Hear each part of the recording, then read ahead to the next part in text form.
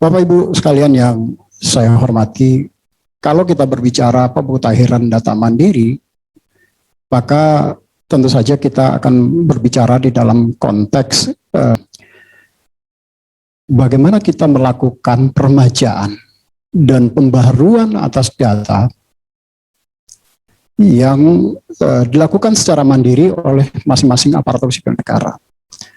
Tujuannya apa? Tujuannya adalah untuk mewujudkan data yang akurat, seperti tadi yang disampaikan oleh Pak Kepala, data yang update, terkini, dan terkonsolidasi, terpadu, serta berkualitas, yang pada akhirnya akan mampu meningkatkan kualitas layanan manajemen aparatur sipil negara.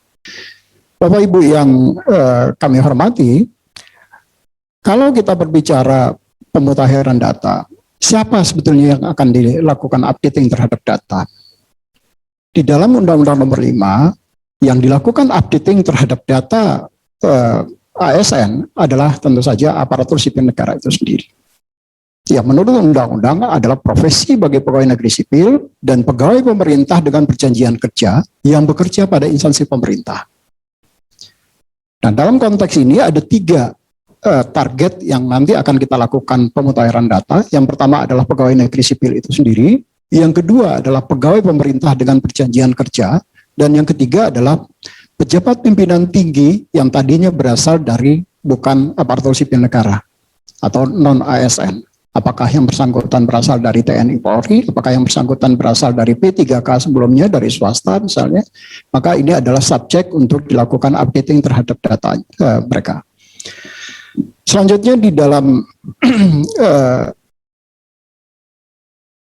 kalau kita berbicara dari sisi jumlah pegawai negeri sipil yang ada posisi per hari ini itu adalah per tanggal 24 Mei 2021, jumlah pegawai negeri sipil kita setelah dikurang yang tentu saja yang sudah masuk usia pensiun dan segala macam, saat ini posisinya 4.099.276 orang.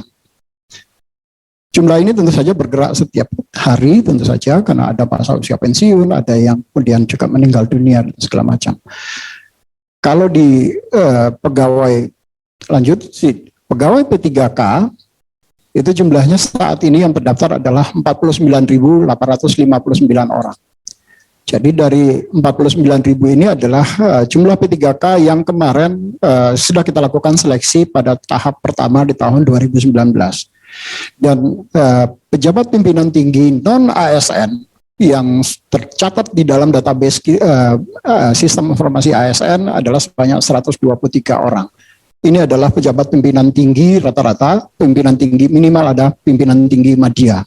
Ya, jumlahnya ada sekitar 123 orang. Sehingga total keseluruhan target kita yang akan dijadikan untuk melakukan updating data mandiri ini adalah 4.149.258 orang ASN plus PPT non-ASN. Lanjut. Nah, seperti tadi disampaikan oleh Pak Kepala bahwa di dalam proses pendaftaran mandiri ini, pemutahiran data mandiri ini, kita tentu saja tidak lagi menggunakan proses manual seperti tadi yang dulu pernah dilakukan, tetapi sudah menggunakan memanfaatkan teknologi informasi dan komunikasi. BKN telah mengembangkan satu apps, mobile apps yang basisnya adalah Android dan iOS yang kami sebut dengan MySAPK.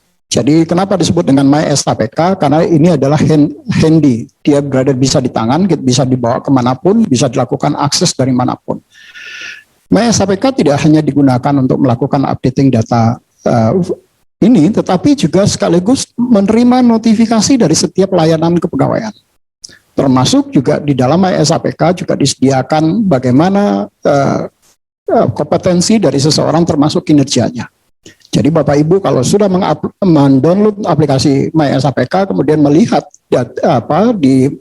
menginstalnya, Bapak Ibu akan bisa melihat kalau sudah dilakukan assessment kepada Bapak Ibu akan bisa melihat dari sisi spider web analisisnya. Posisi Bapak ada di mana, Bapak Ibu ada di mana. Termasuk juga di dalam 9 box analysis, itu juga bisa dilihat posisi Bapak Ibu ada di mana. Apakah Bapak Ibu masuk sebagai champions atau Bapak Ibu masih berada di kuadran ketiga atau kuadran kedua. Yang kedua adalah aplikasi yang mendukung adalah sistem informasi aparatur sipil negara sendiri. Dia menjadi aplikasi backbone di dalam proses pendaftaran mandiri ini, di mana seluruh data akan masuk ke dalam database SIASN. Dan yang ketiga adalah aplikasi untuk pendukung, yang nanti sebagai media untuk konsultasi antara Bapak dengan BKN ataupun dengan instansi, dengan menggunakan sistem aplikasi helpdesk yang disediakan. Jadi proses semuanya menggunakan digitalisasi. Ini tentu saja akan seperti tadi disampaikan oleh Pak Kepala, akan sangat murah sekali biayanya, karena pada akhirnya kita tidak akan mengeluarkan resources yang sangat mahal untuk melakukan ini. Lanjut. Nah, di dalam penggunaan sistem ini ada kami membagi beberapa klasifikasi. Yang pertama adalah sebagai pengguna. Sebagai pengguna adalah aparatur sipil negara itu sendiri. Orang-orang yang nanti akan melakukan updating datanya sendiri. Jadi proses updating data dilakukan oleh yang bersangkutan, tetapi kemudian harus mendapatkan approval dari masing-masing pejabat yang ditunjuk di masing-masing instansi. Jadi ada kemudian PNS yang masing-masing instansi, baik pusat maupun daerah, yang nanti menunjuk menjadi approval. Apakah usulan updating data yang diajukan oleh masing-masing ASN itu bisa disetujui atau tidak? Data dukungnya cukup nggak untuk itu? Dan yang ketiga adalah ada verifikator yang nanti akan melakukan verifikasi, yang dia bisa langsung masuk ke dalam sistem aplikasi yang di sisi backbone, yaitu di dalam aplikasi SIASN.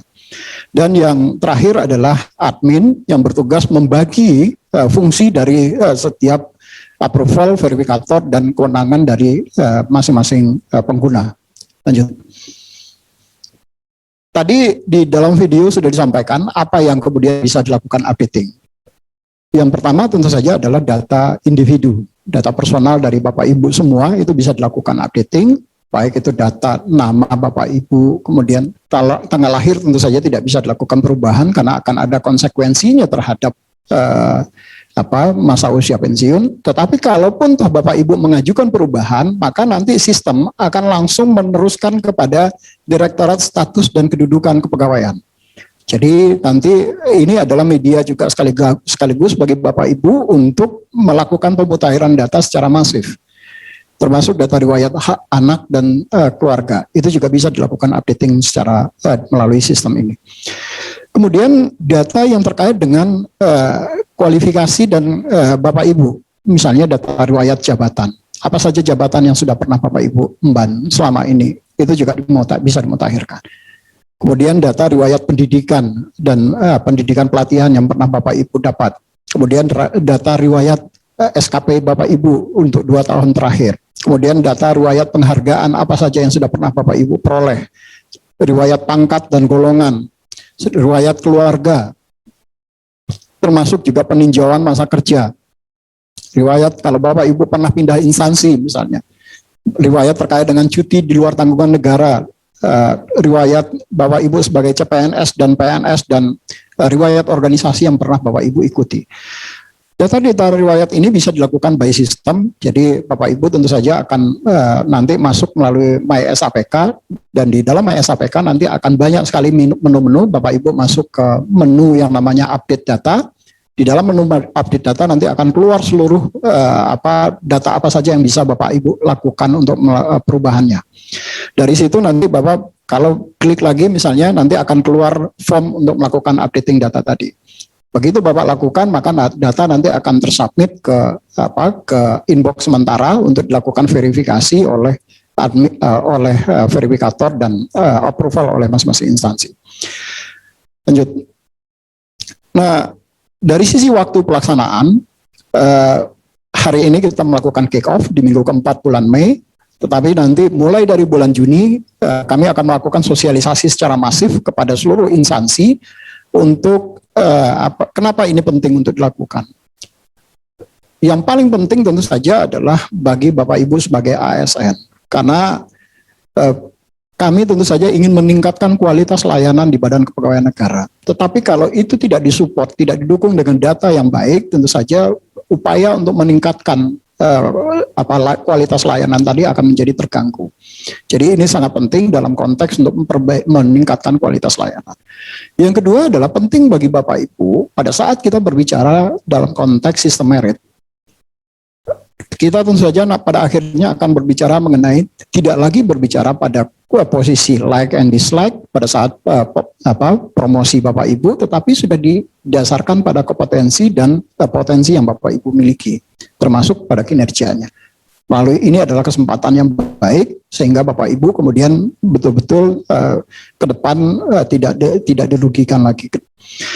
Dan setelah sosialisasi nanti kemudian kita di bulan Juli akan mulai melakukan menerima usulan updating, tetapi paralel pada saat yang bersamaan masing-masing instansi juga sudah bisa melakukan approval, apakah disetujui atau tidak disetujui terhadap usulan perubahan yang Bapak Ibu usulkan atau yang masing-masing pegawai mengusulkan.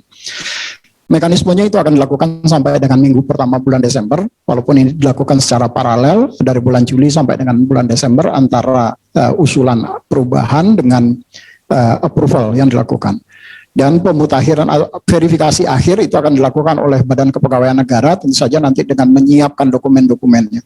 Nah, Bapak Ibu juga bisa pada saat melakukan updating data, itu juga sekaligus bisa melakukan upload terkait dengan dokumen pendukungnya.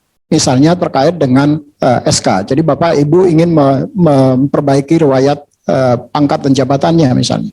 Maka SK-nya bisa langsung dilampirkan di dalam melalui sistem MySAPK ini. Nanti di dalam sistem backbone-nya dokumen-dokumen tadi akan masuk ke dalam dokumen management system, satu sistem subsistem yang ada di dalam SIASN. Nah, ini juga sekaligus nanti akan memperbaiki kualitas layanan dalam konteks pada saat Bapak Ibu mau naik pangkat, mau penetapan pensiun misalnya, maka dokumen-dokumen tadi tidak perlu lagi Bapak Ibu submit kepada BKN, tetapi nanti sistem akan langsung retrieve dari sistem dokumen management system yang ada di Badan Kepegawaian Negara. Lanjut. Bagaimana caranya melakukan aktivasi terhadap aplikasi MySAPK? Jadi aplikasi MySAPK ini adalah sekarang masuk di aplikasi MySAPK 2.1. Dulu waktu di launch pertama kali itu masih 2.0. Waktu itu dilakukan di Rakor Kepegawaian di Yogyakarta. Kemudian dilakukan beberapa penyempurnaan dan beberapa tambahan di dalam modul-modul yang ada di dalam MySAPK. Nah, kalau Bapak Ibu sudah pernah melakukan aktivasi MySAPK tetapi kemudian sudah lupa passwordnya misalnya, maka Bapak Ibu kemudian bisa melakukan reset password. Setelah dilakukan reset password, syarat utama untuk bisa melakukan reset password tadi sudah disampaikan oleh Pak Kepala adalah memiliki email instansi. Jadi email instansi ini menjadi penting karena kami tentu saja tidak bisa menerima email yang sifatnya apakah menggunakan Gmail ataupun menggunakan Yahoo Mail ataupun menggunakan email yang lain atau Outlook misalnya Microsoft Outlook. Tetapi email yang digunakan adalah email instansi, email resmi. Nah, nanti hasil riset token risetnya akan disampaikan kepada melalui email instansi tadi, email Bapak Ibu yang GoID tadi. Nanti Bapak Ibu akan diminta untuk melakukan pengecekan di emailnya untuk token yang kami kirim. Setelah nanti Bapak Ibu cek tokennya, sudah dapat tokennya, baru kemudian diinputkan password yang baru dengan berdasarkan token yang sudah kami berikan tadi. Kemudian dengan yang baru tersebut, Bapak Ibu baru bisa login ke dalam sistem MySAPK sendiri. Loginnya dengan menggunakan nomor induk pegawai. Jadi nomor induk pegawai Bapak Ibu itu adalah user ID-nya Bapak Ibu.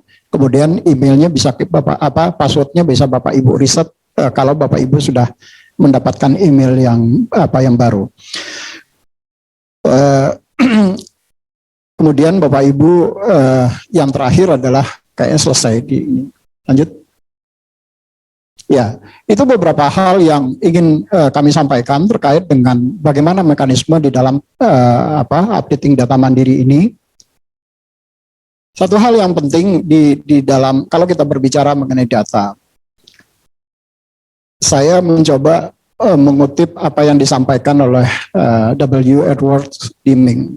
di mana beliau mengatakan bahwa without data you are just another person with an opinions. Jadi kalau kita tidak memiliki data yang baik, kita hanya menjadi bagian orang yang hanya beropini.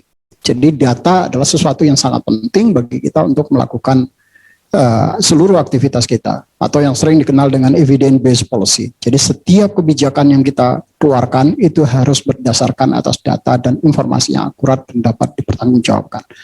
Demikian beberapa hal yang dapat kami sampaikan. Terima kasih. Assalamualaikum warahmatullahi wabarakatuh.